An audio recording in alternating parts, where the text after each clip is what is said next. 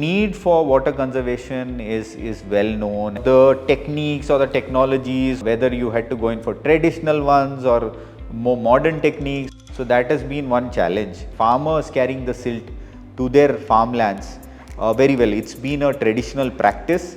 While it was introduced, it came about very naturally. The farmers didn't need much of convincing. They always felt that, this we always used to do. So it was a natural process. People were comfortable. Challenge that was there was the timing of that to happen, because they had to do it before their sowing began, and it was taken up well. The whole village came together and it was more like a very festive kind of a thing, and it had the intended effects later on. What we did in Chhatarpur, we also earmarked all of these lakes and we put up these munares, these boundary stones. But a lake doesn't essentially have a boundary wall, so it's easy to encroach onto it. So you realize that people started encroaching on it, and obviously the carrying capacity of the lake started reducing. And so along with desilting, we also ensured that these munares or boundary stones are set up along the lakes. So communities started getting involved, where now they feel the ownership. They felt, oh good, now it has gone from one person to the whole of the village. One major thing that happened in Chhatarpur was, post this we started planting fruit forests along the banks of these lakes, which the communities, the SHGs, the women communities came together.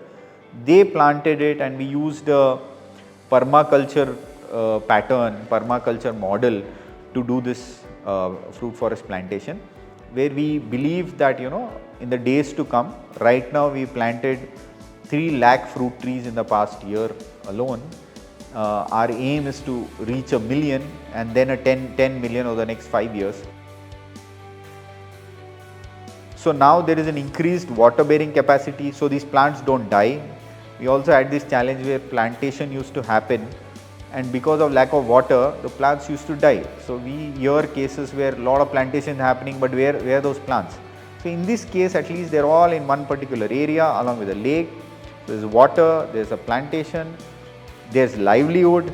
Now after desilting, even what is happening is we are introducing fisheries into these lakes. So there's again increased livelihood patterns that are happening.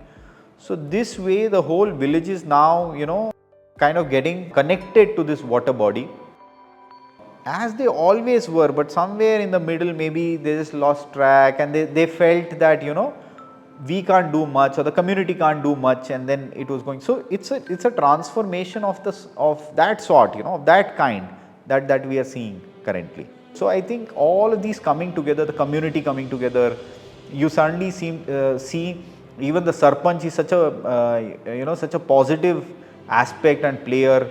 You see the SHGs, women coming out. You will see in Cope, the fruit forest that we have, women the women SHGs have been have played such a positive role, and now the whole village is come together for this common purpose, and then you realize how beautiful the world actually is.